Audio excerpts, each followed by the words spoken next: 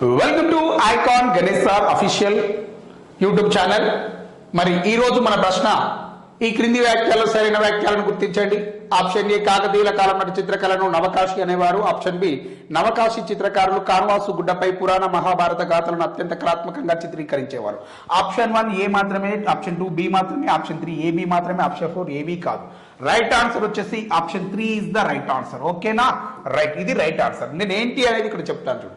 కాకతీయుల కాలం నాటి చిత్రకళని ఏమంటారు అంటే నవకాశి అంటారు. దీనికి గల మరొక పేరే ఏమిటి అంటే నక్ష అని చెప్పి పిలుస్తున్నారు. అంటే ఒక కాన్వాసు అనే ఒక గుడ్డను తీసుకుంటారు, ఒక క్లాత్ తీసుకుంటారు, దానిపైన రంగులను అద్దుతూ ఈ యొక్క చిత్రాలను చిత్రీకరించడం జరుగుతుంది. చాలా అందంగా అద్భుతంగా చిత్రీకరిస్తారు. అలా నాటి కాలంలో పురాణ గాథలను మహాభారత గాథలను చిత్రీకరించేవారు అంటున్నాం.